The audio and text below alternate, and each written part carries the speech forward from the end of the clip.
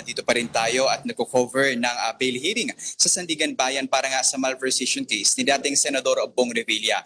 Dito nga Angela at Diego ay lumulutang ang pangalan ni dating DPWH Undersecretary Maria Catalina Cabral kung saan nga ito daw yung opisina daw nito mismo yung nag-utos na ipasok yung subject project ng malversation case ng dating senador na si Revilla at ng mga akusado nito. Kaugnayan ng umano'y Ghost Flood Control Project na napatatagpuan na hindi natagpuan nga sa Pandibulacan na nagkakahalaga ng 92.8 million pesos. Kasama sa humarap dito bilang testigo ngayong araw ang DPWH Division Chief of Planning Services na si Engineer Peter Paul Cortez at kasama nga nabitbit niya ang original at certified true copy ng dokumento na nakalagay nga umano ang pangalan ni Revilla pero wala itong pirmado. Ipinesenta niya ito dito sa 3rd Division ng Sandigan Bayan.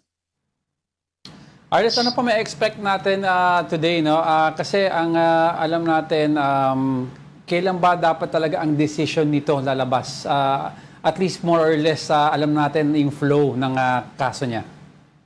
Diego, inaasahan natin na sa una o ikalawang linggo ng Mayo ay maglalabas na nga ng desisyon ang Sandigan Bayan 3rd Division para sa malversation case ni dating Senador Bong Revilla kung papayagan nga ba ito na makalaya o hindi. Pero kabukod dyan, itong hearing ay magtatagal hanggang ngayong linggo na lamang. April 24, yung hiling bail hearing kung saan actually tomorrow dapat natin inaasahan si dating DPWH Undersecretary Roberto Bernardo pero na-confirm yan kanina na sa Huwebes daw ito haharap dito, at sa 10 araw na itinagal nga ng bail hearing ng dating senador at ng mga kapwa-akusado nito, inaasahan na mapagdedesisyonan ito agad sa lalong madaling panahon kung saan binigyan din naman ng korte na hindi nila papayagan ang anumang delaying tactics ng magkabilang panig. Arles, have you spoken to yung defense team ni the former senator, no?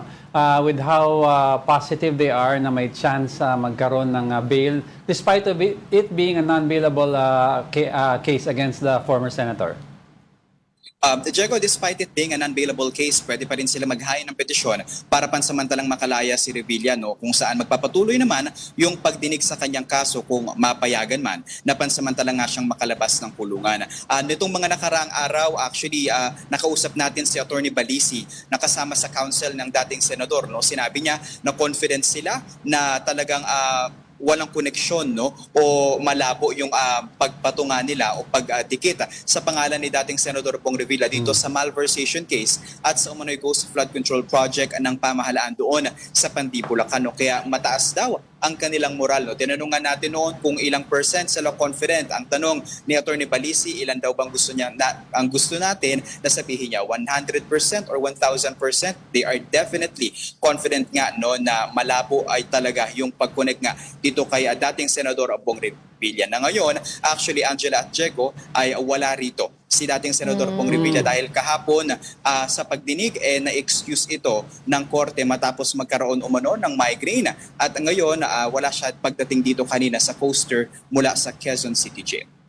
Well, Arles, can you take us through also dun sa naging pahayag ni Henry Alcantara, kasi nag-testify siya dyan sa bail hearing na yan, at tungkol dun sa usapin na meron daw 30% commitment na natanggap itong si former Senator Bong Revilla mula doon sa 92.8 million na project dyan sa Bulacan. Kung meron bang direct na kumbaga impormasyon na nakita or transaksyon si Henry Alcantara?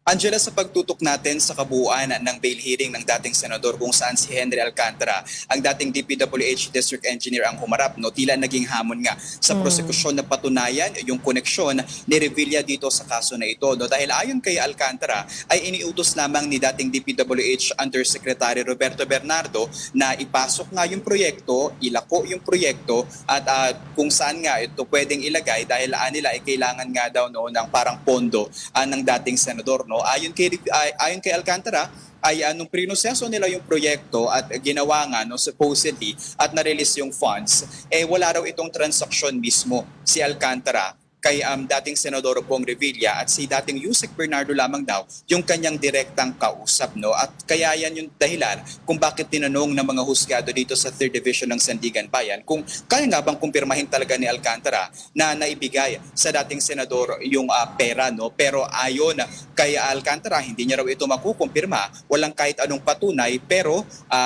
in a way, medyo naging funny yung tanong sa kanya ng mga husgado na nabukulan na siya ni Bernardo dahil hindi raw sigurado kung mapupunta ba talaga kay Revilla yung pera. At kabukod dyan, Angela at Diego, lumalabas kasi na itong proyekto sa Pandibulacan ay na-award sa Sims Construction, kung saan itong Sims Construction ay ipinahiram umano yung lisensya kay Bryce Hernandez at hindi niya rin alam kung yung pera talaga na yon ay yung proyekto talaga yon ay nagawa, no? So parang double whammy na lumalabas.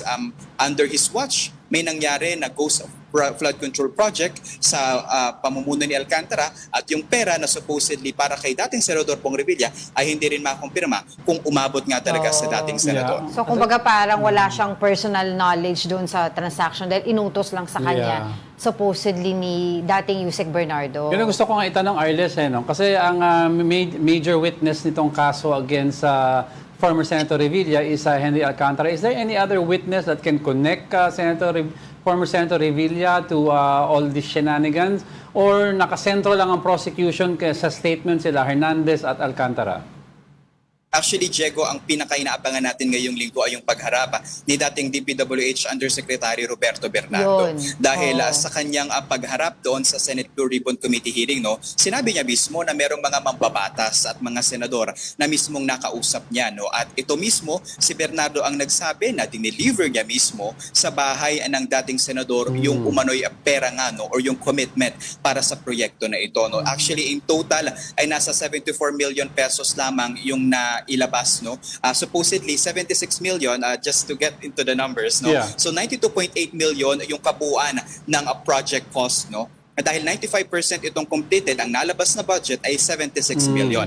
Ngayon, nailabas yung 76 million pesos. Ang nangyari, merong 2 to 3% na royalty fee, yung Sims Construction, napunta yung nasa 2 milyon, humigit kumulang kay Sally Santos. And then yung 74 million pesos daw ay mismong i-deliver ng Sims Construction kay Bryce Hernandez. Actually, may kasama pa yan na 244 million pesos na surprisingly ay i-deliver sa pamamagitan ng pagsisilid sa mga ito sa mga karton ng toyo at mga chichirya. Ay, lastly lang before we let you go, no? So refresher lang kasi ang dami na nangyari sa kaso na ito. Madami So, na talaga. Arles. Actually, salabat na talaga. Oo, pero yung kay Yusek Bernardo, no? Para klaro lang at maalala natin, siya ang may direct knowledge with regards to humingi ng pera or tumanggap ng pera si former Senator Revilla. Yes, yan yung sinabi mismo ni dating DPWH Undersecretary Roberto Bernardo. Siya mismo yung may direkta na komunikasyon, kaya inaasahan nga natin na baka makapagpapakita rin siya ng iba pang mga ebidensya gaya na lamang ng kanilang message exchange, no? At yung mga larawan na nagpunta siya mismo doon sa bahay ng dating senador sa Cavite.